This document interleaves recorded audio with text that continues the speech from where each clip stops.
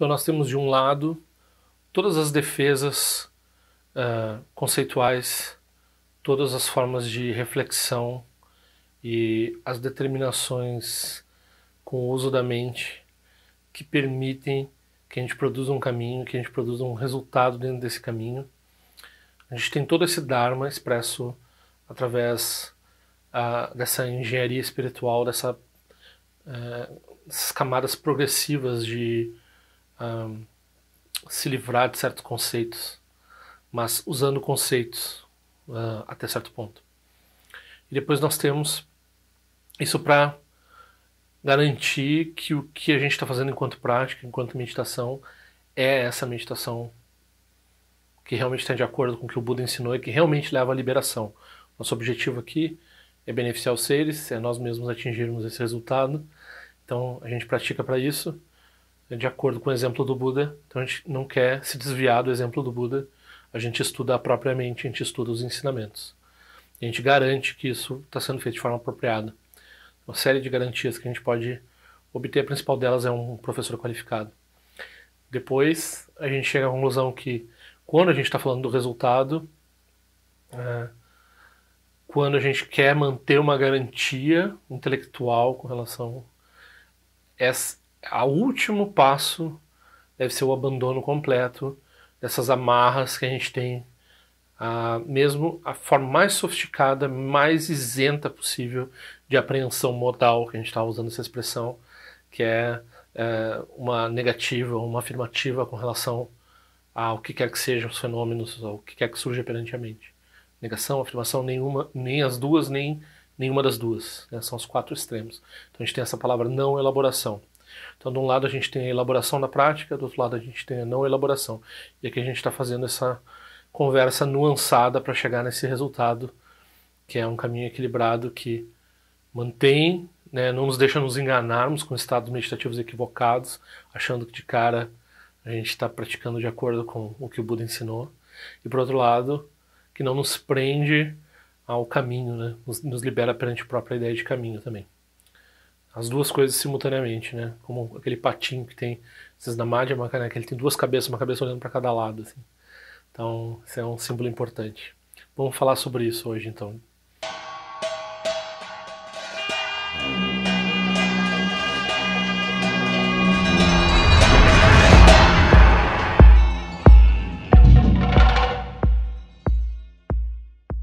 Semana passada, finalmente eu enviei os cartões depois desse tempo de greve nos Correios, né?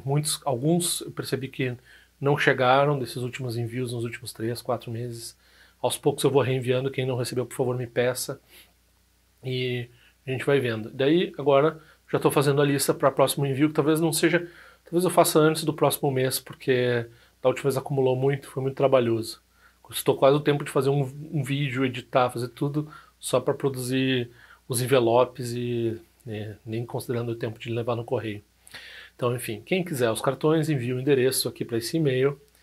E é interessante, é importante, é relevante fazer uma contribuição, pelo menos para o correio.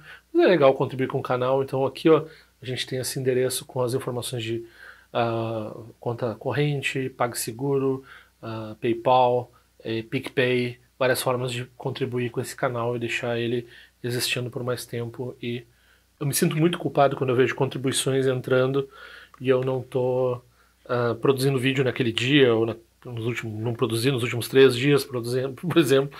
Nossa, o pessoal tá contribuindo, eu não estou fazendo os vídeos, né? E, claro, se vocês não quiserem nem pedir os cartões, nem pelo menos se inscrevam no canal. Não assistam sem se inscrever. Ajuda bastante as produtoras aqui no YouTube quando vocês se inscrevem. E se quiserem divulguem o canal ou um vídeo específico, né, por onde vocês andem, no WhatsApp, no Facebook, qualquer desses lugares que vocês andem. Se vocês veem algum mérito no que eu estou fazendo, por favor, deixem por lá o meu link, a minha contribuição de existência desse nicho aqui de estudos com relação a essa forma específica com a qual eu trato aqui do Dharma do Buda, né? Então, pode ficar aí. Esse é outro vídeo do Farol da Certeza. O Farol da Certeza é um estudo desse livro aqui, né? Então ele parece grandão assim, mas aqui tem um comentário, tem um comentário de um tibetano, tem um comentário que não é muito grande também. O texto raiz é, sei lá, 20 páginas. Depois tem um comentário de um tibetano, que deve ser o quê? Umas 50, 80 páginas. Depois tem todas essas outras páginas aqui de notas de rodapé e referências e introduções e explicações do tradutor, né, que fez um comentário excepcional, muito bom o comentário. Tem um viés um pouco do que a gente chama de filosofia analítica, né? Então ele trata com certo rigor conceitual, ele tenta fazer uma tradução que vá ser legível para filósofo e assim por diante, né? Então é um livro que trata de certas questões difíceis, que tem disputas muito antigas entre a tradição Nyingma e outras escolas no Tibete, que dizem respeito a pontos realmente importantes na prática, né? A gente está tratando, já faz alguns vídeos, está na terceira questão, a gente está lá no meio da terceira questão, a gente está tentando determinar bem o que é esse objeto, como a gente pratica a meditação, num sentido que aqui a gente está falando também, esse texto é bastante assim, da transição entre o que no budismo a gente chama entre Mahayana e Vajrayana, né? Entre Sutra e Tantra, né? Então, e também, né, os ensinamentos que vão além do Tantra dentro do budismo tibetano. Então a gente tem essa explicação, essa base, que a tradição Nyingma nunca foi muito famosa por fazer um embasamento totalmente escolástico dos ensinamentos. Claro que os ensinamentos deles tinham base nos sutras, e eles preservavam os sutras, e eles tinham todo esse respeito pelo ensinamento do Buda em todas as suas formas, né? Mas como eles se focaram muito na prática tântrica, nesses ensinamentos mais sofisticados, se perdeu um pouco desse cuidado escolástico, intelectual, de fazer essa ponte entre os ensinamentos do Buda e os ensinamentos Vajrayana e os ensinamentos do que vem depois, vamos dizer assim.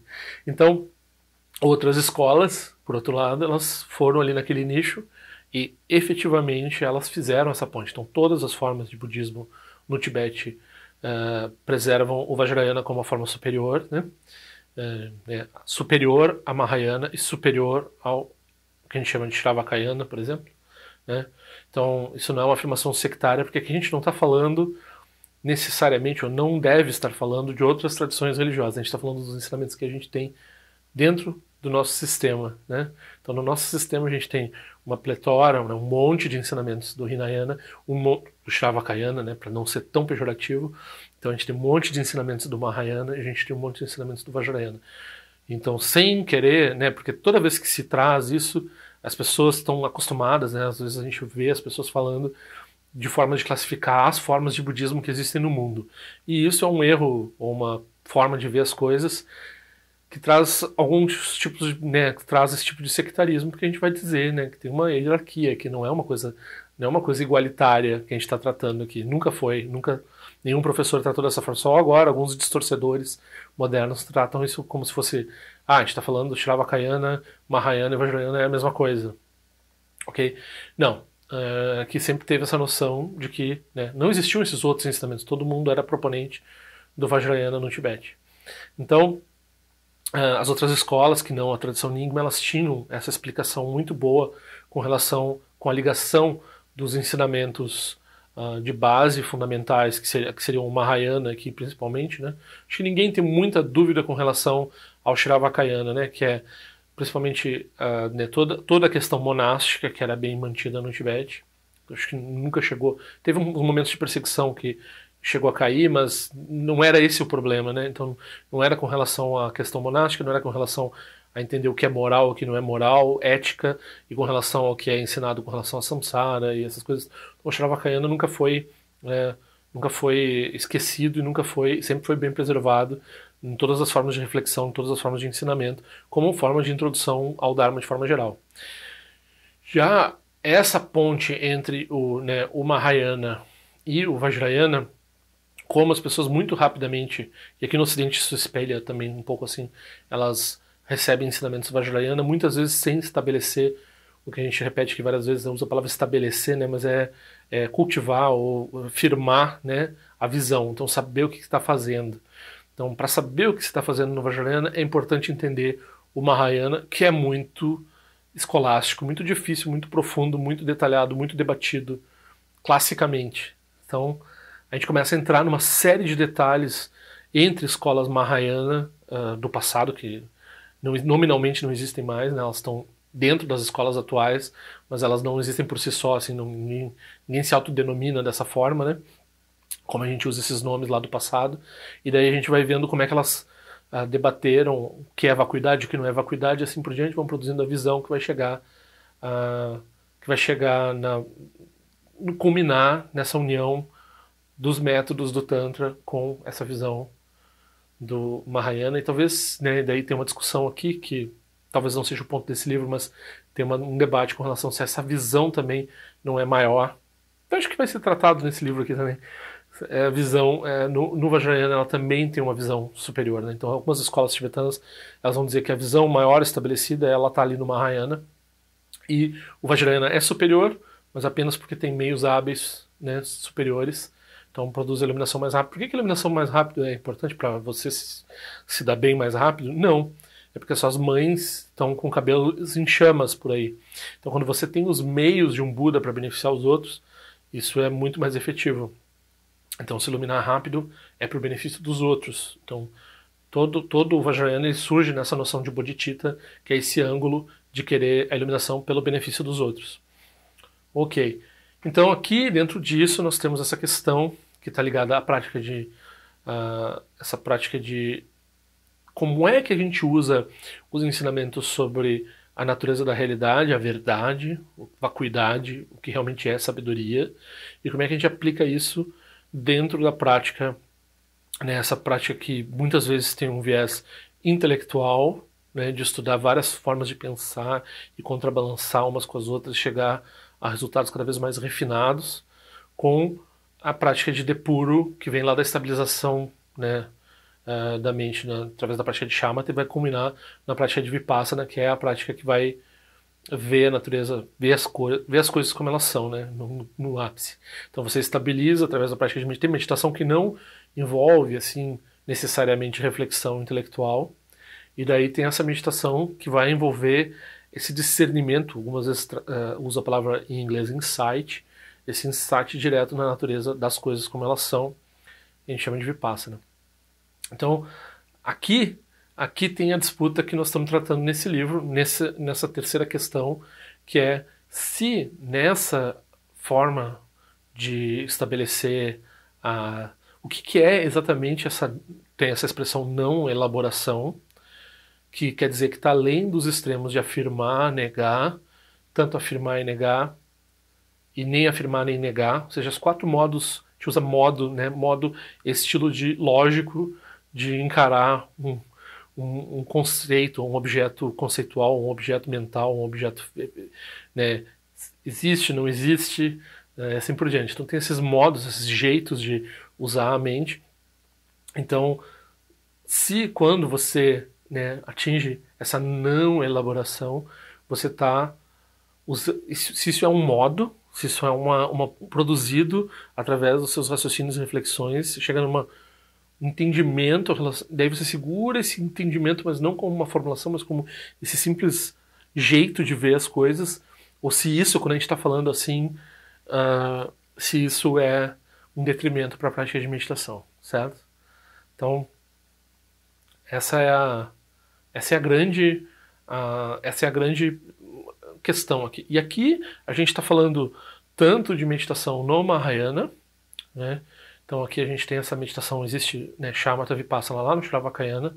Daí no Mahayana a gente vai adicionar, né, essas 2 formas de ausência de eu e a ausência de eu da pessoa e a ausência de eu dos fenômenos. Então a gente tem essas 2 formas de ausência de eu que a gente vai usar como né, ausência de essência das coisas, assim, vacuidade, né? Então a gente vai usar como base para essa integração desse ensinamento. Então a gente vai entender o que é vacuidade. É possível entender intelectualmente a vacuidade, todo mundo concorda na tradição tibetana que a vacuidade não é uma coisa misteriosa. E, por outro lado, entender a vacuidade não é suficiente, é preciso integrar. Aí quando a gente fala em integrar, aí que vem essa discussão. Tem alguns que eles vão dizer, acontece às vezes das pessoas inventarem uma história de vacuidade, como elas não entendem o que elas estão fazendo, elas se fixam em um estado particular de ausência mental, ou eles chamam de não elaboração, ou eles chamam de alguma coisa misteriosa, ou eles chamam de qualquer coisa. Eles produzem uma coisa na cabeça deles, e daí, como eles não têm essa capacidade conceitual de ir lá e determinar o que eles estão fazendo, eles estão presos numa meditação que vai produzir vários tipos de renascimento, como animal, como Deus e assim por diante, né? Então, esse é um erro comum que tem no budismo. Então, muita gente, todo mundo concorda no budismo que se a pessoa não tem uma orientação adequada, ela pode meditar errado e perder muito tempo. Às vezes, mesmo estando com uma orientação certa, a pessoa tem que estar sempre ciente desse risco e sempre depurando a sua prática e produzindo a melhor prática possível, né? Claro, aqui a gente está falando de meditador de verdade, não eu, você, assim, que a gente medita, sei lá, meia hora, 1 hora por dia, 5 minutos, né, por dia, assim, isso aí é higiene mental, isso daí é uma coisa que vai ser positiva de qualquer forma do jeito que você for fazer. Se você está ficando parado lá, do seu jeito, seguindo as instruções do seu professor, dificilmente vai ser um problema. Agora, se você está dedicando 3 anos da sua vida, 14 horas por dia, e você está fazendo errado, aí tem um risco muito grande, né, de fazer uma coisa, uma bobagem, de produzir um renascimento, né, e algumas vezes acontece. Não é, não é, não é, não é de nenhuma tradição. Eu falei algumas vezes do Zen, porque o Zen foca muito em meditação, as pessoas fazem muita meditação, e tem uma ideia dentro do Zen mesmo que pouca gente atinge realização, mesmo fazendo, muita gente fazendo muita prática, né? Então tem muita gente fazendo prática que a natureza do shikantaza, a natureza do zazen, ela elude essas pessoas, né? Então, e o método para vencer isso é força bruta, né? Então você quer romper uma senha no computador, você põe um computador para trabalhar por não sei quantos bilhões de anos, uma hora ele vai fazer certo, vai achar a senha. Então, força bruta é fazer prática, fazer prática. No budismo tibetano a gente tem essas reflexões, essas análises, esses estudos, e dentro, né, isso lá no Mahayana, em todas as formas de Mahayana. Daí, dentro do Vajrayana, a gente tem formas mais diretas, mais sofisticadas de lidar com isso, e depois do Vajrayana, ainda mais, né? Mas a gente sempre tem uma coisa que os pesos e contrapesos, né, os checks and balances, para saber o que a pessoa está fazendo exatamente, que geralmente é no relação com o professor, e geralmente envolve práticas preliminares, então preparações para a pessoa se engajar numa prática principal. Essas preparações, elas ocorrem, a pessoa faz uma prática durante um tempo para fazer outra prática, ou ela faz, né, assim, meses, anos, depois vai fazer outra prática, ou ela faz um pouco de prática antes da prática principal, então ela tem certas coisas que ela faz estruturada para produzir garantias melhores, né? Então, dentro desse contexto todo de que tem um cuidado para a pessoa não fazer prática de meditação de uma forma errada, né?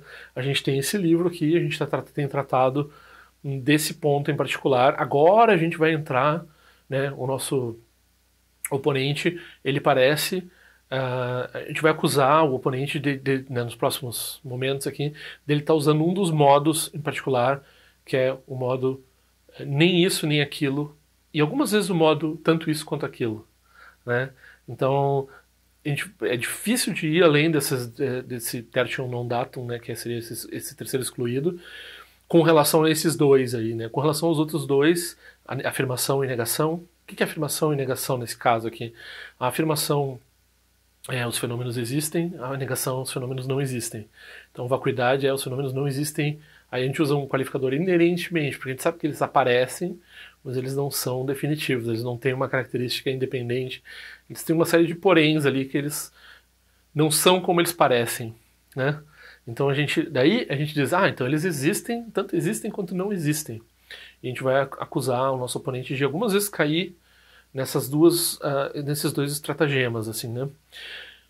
Recentemente, nos últimos vídeos que a gente tratou aqui, teve uma coisa muito interessante, que foi quando a gente produz uma vacuidade, né, produz um entendimento para fazer essa prática lá da não elaboração, e a gente transforma isso numa espécie de um mistério inacessível, mais reificado no sentido de que você tem uma apreensão com relação a ele. Daí o Mipan Rinpoche, que é o autor desse livro, ele diz claramente, aqui você está fazendo nada diferente do que as tradições eternalistas, né? O que são as tradições eternalistas para o Mipan Rinpoche? Várias formas de hinduísmo, várias formas de religião que tinha na Ásia, e que na visão budista eles estão produzindo meditações que produzem renascimentos específicos dentro do samsara, dentro da experiência cíclica, ou seja, não produz o que nós no budismo chamamos de liberação. A gente não precisa apontar dedo dizendo assim, esse fulano faz isso, Betano faz aquilo. O que é importante para nós, e está claro aqui no texto, é que nós temos a tendência de transformar isso num mistério reificado. Olha, e assim, como um praticante já há um tempo no Dharma, a gente vê as pessoas falando isso, seja porque elas têm uma. A gente pode acusar elas porque elas vêm da New Age, elas pensam a espiritualidade de qualquer forma, mas não, às vezes a pessoa é experiente na prática, ela tem entendimento do Dharma, mas é muito fácil de cair nesse tipo de armadilha, de produzir uma. Uh, eu não quero entender essas coisas até o fim, né? Porque isso é muito complicado, porque isso é inacessível, tá além dos conceitos. Então, esse além dos conceitos, quando ele se torna um objeto reificado, ele não é essa não elaboração, ele se torna apenas uma espécie de reino animal, uma espécie de prática que prende a pessoa nesse tipo de eternalismo. E não é em nada diferente de uma prática eternalista dessas outras tradições que... Né, quando a gente lê como budista isso, a gente está dizendo assim, olha só o que você está fazendo, é igual o que a gente tentou evitar o tempo todo. Então, que tragédia. Né? Não é para ler assim como uma crítica aos outros, é para ler assim, olha, a gente já foi advertido com relação a isso por muito tempo. Então agora você está aqui pegando a sua tradição budista e transformando nisso, então não faça isso, não transforme assim num mistério reificado. Tem um aspecto de mistério, tem um aspecto não conceitual que é permitido. E aqui é que a gente está traduzindo, tá chegando nesse limiar aqui, é tentando especificar assim que tipo de garantia ou de intelecto vai produzir, vai largar a mente da pessoa na posição certa. A gente chama uma posição sem posição, a gente vai usar várias coisas dessa forma. Então, tem tanto nas práticas superiores ao Vajrayana tem preliminares para isso, daí no Vajrayana tem preliminares para isso, e no Mahayana tem, que é como a gente está tratando aqui de forma mais aberta, né? Essas outras práticas elas são esotéricas, elas só existem no contexto do treinamento pessoal com o professor. Então aqui de forma mais aberta a gente está falando em termos do Mahayana. Em termos do Mahayana, a gente estuda isso de uma forma escolástica quer dizer minuciosa, com debates e com pesos e contrapesos, entendendo o que um está falando, o que o outro está falando, e qual é o problema que dá e o problema que não dá, e assim por diante. Né? Então, algumas vezes o comentário eu prometi que eu ia tratar, né, dos últimos versos dos últimos 2 vídeos com relação ao comentário do Trochu Jandor. Tem muita coisa maravilhosa ali no comentário do Trochu Jandor, mas quando eu fui ler, eu achei que estava muito grande perfeição e não é adequado, nem por vários motivos não é adequado falar do que está ali no comentário aqui para o público geral. Primeiro porque, obviamente, eu não sou qualificado, na verdade, essa desculpa não serve porque eu não sou qualificado também para o resto, né? Mas muito menos, né, para esse tipo de coisa. E depois, de forma pública, de forma aberta, não nós temos votos com relação a isso, né? Então, não é ensinado dessa forma, isso é ensinado dentro de um contexto específico. Então, como, assim, a maioria das pessoas que vai chegar a trabalhar esse debate aqui tem esse tipo de ensinamento, né? De uma forma ou de outra, ou mesmo a gente vai dizer, a pessoa que realmente vai se interessar por estudar esse livro é a pessoa que vai também fazer as preliminares e vai também encontrar um professor e vai também fazer, né? Porque não tem sentido nenhum para uma pessoa ficar lendo sobre isso aqui e não transformar isso numa prática, né? Então, porque isso é assim, lá no Tibete era muito mais assim, então esses comentários são feitos dessa forma. Como eu estou aqui trazendo para o YouTube, eu tenho que trabalhar com essas limitações, né? E muita coisa dá para falar de forma críptica, mas eu também não tenho essa habilidade toda, e eu não entendo também do assunto, então fica assim, né? O fato é que o começo desse comentário do Trochu Jandor sobre os versos de 2 vídeos atrás, eu cheguei à conclusão que talvez é melhor, eu ia até meio que traduzir eles aqui, é melhor não entrar neles, e depois ele entra nesse aspecto que eu comentei de forma geral agora aqui, e que eu expliquei de novo, né, estou explicando isso talvez pela 10ª vez, né, esses aspectos, e daí cada vez a gente talvez junte uma peça do quebra-cabeça mais se aproximando do entendimento, né. Eu mesmo estou estudando esse livro, né, junto com vocês, então a gente está trabalhando. Eu tenho uma certa ideia da estrutura do que vem depois, de como é que vai ser a estrutura argumentativa, mas isso é o máximo de entendimento que eu tenho, é ter uma ideia do que pode ser que venha depois, assim. que nem tanta memória assim a gente tem, né? Mas fora isso, tá sendo surpresa enquanto vem. Então, esse aqui é o 37º vídeo e nós vamos levar mais 2 ou 3 vídeos para terminar. Vamos dizer, no máximo 4 vídeos para terminar o tópico número 3, né? A questão número 3, que é essa questão do que é realmente não elaboração, o que realmente é meditar, o que pode nos ajudar essa apreensão modal em produzir essa não elaboração, qual é a relação que tem entre aprender de certa forma intelectualmente o objeto que a gente está fazendo em meditação e meditar realmente livre do intelecto. Basicamente essa dicotomia aqui. Quais as possibilidades de meditar errado, quais as possibilidades de meditar certo e assim por diante.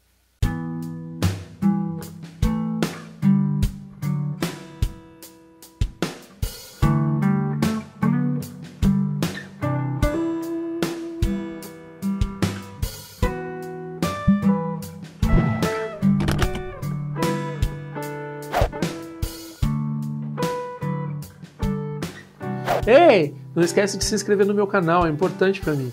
Clica na sinetinha para receber a notificação e se quiser se inscreve no meu boletim informativo onde eu informo o que eu ando fazendo, o que eu ando pensando. Também para contribuir de alguma forma com esse canal, esse é o endereço. Eu espero que em breve nós nos vejamos na prática do Dharma. Ao longo de minhas muitas vidas e até este momento, todas as virtudes que tenho alcançado, inclusive o mérito gerado por esta prática e todas as que vier a conseguir, ofereço para o bem-estar dos seres sencientes. Possam a doença, a guerra, a fome e o sofrimento diminuir para todos os seres, enquanto sua sabedoria e compaixão aumentam nesta e em vidas futuras. Possa eu claramente perceber todas as experiências como sendo tão insubstanciais como o tecido do sonho durante a noite e imediatamente despertar para perceber a manifestação de sabedoria pura no surgir de cada fenômeno. Possa eu rapidamente alcançar a iluminação para trabalhar sem cessar pela liberação de todos os seres. Nirawe Korajinga Sumpana Neoma Lundi Quene Tirezi Wate Jinja Soiza Pekaja Produtin Joji Om Sochi Jamen Champene Jirasawa Kunchatuzi Zetai Bai Mediano Jutu Piamani Jogi Sasundatu Tem Joji Time Quene Pema Samba Sasura Gente Seno Pai Garjuan Shujuku Peku Kuze Destintes Zendar Shinju Jigmetu Jutru Panangi Wancha Tumundu Pateno Muyengi Kupamalora Sanelundu Tileta Tutin Joji Pemeja Sum Pemeri Suji Pemetan Lati Kuzizuan Pemancho de Droma de Soji Nani Bemelunde do Joji Nenjuane Chimpote Payuri Nebadan Basi Pechambundan Kuseja Senten Joji Tusun Sanje Guru Rinpoche quando condade o Wajin Boja Barche com seu tutor da poça só deve sentir de lapto sushi não se engebe de chuva dançam balão de dropa gelo o marrom bezaguru pema cd rum que loja som de lote alien sa som de papel do jusho som não guarda miral do sungele show